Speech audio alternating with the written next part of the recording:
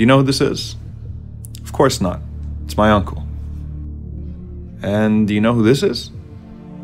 Neither do I. I work for the Human Resources Department at a local engineering firm. I also just applied for another job at a far more prestigious agency. In that interview, I was pretty confident I'd get the job. I knew exactly how this process worked since I'm usually on the other side of the table interviewing candidates just like myself at my current firm. The interviewers told me that I and one other individual were the strongest candidates. I'm pretty sure I'll beat them out. Not only because I killed the interview, but because I also have my ways. Every night before I sleep, I try to read a few pages from the biography of the Prophet Muhammad, peace be upon him. I've always found his life fascinating. In fact, before I got busy with work, I used to attend weekly classes about his life and used to feel like it was as if he was in front of me teaching me how to live. Even if Fatima, the daughter of Muhammad, stole, I would punish her. Fear Allah and do justice amongst your children. 7 people will be shaded by Allah, the first of them, a just ruler.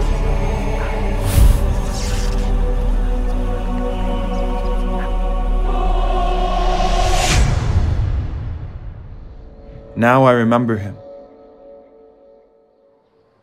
He was the guy that applied for a job at my firm last year.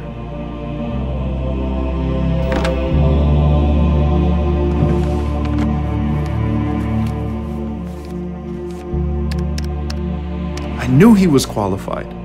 I knew I should have picked him. But I overlooked him and instead chose one of my friends from high school. Come to think about it, I interviewed them both the same day. My friend was clearly less qualified, but I nominated him to the executive committee and he was employed.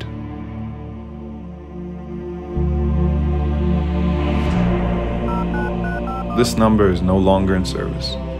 How am I supposed to reach this guy? I hope he still has the same address. Oh Allah, help me find him.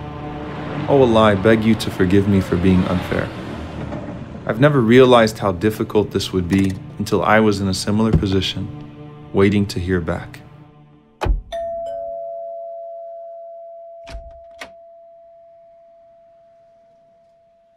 He didn't remember me at first, but eventually I refreshed his memory. I begged for his forgiveness and told him that the job was once again vacant, and if he reapplied, I would be sure to nominate him to the committee with the highest of recommendations.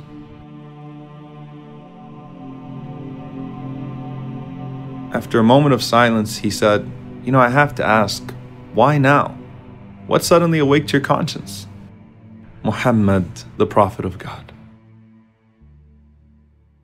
We need to read about his life and challenge our own vices with his principles, to read about his sense of justice, to read about how when Usama bin Zayd came to intercede on behalf of a powerful woman, he responded by saying that even if his own beloved daughter Fatima stole, he would treat her no different. We have to read about his call to establish justice, be it against our own family members and even against ourselves at times. His call to uphold justice and equality for all of the children of Adam. All of you are from Adam, and Adam was from dirt. There is no difference between one who is white and one who is black, except in piety. As for that new job that I had applied for that I was sure I would get because I had my ways, particularly my uncle being the manager of that company, who already guaranteed me the job, he told me to meet him at Asr prayer that day.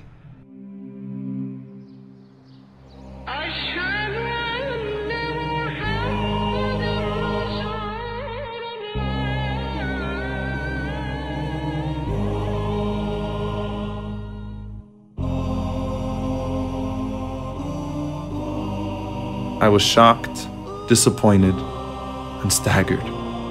He chose the other candidate because he said he was more qualified.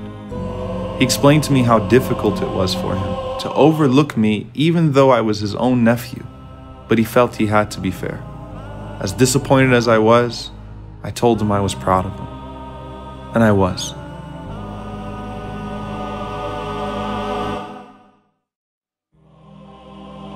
Our Prophet taught us that everyone should have their rights, and that everyone should be given a fair opportunity to succeed in this life and the hereafter. Rasulullah, you never wronged anyone or allowed anyone to be wronged in your presence. Allahumma inni a'udhu bika an adilla aw udal, aw azilla aw uzal, aw adlima aw udlam, aw ajhala aw yujhala alay.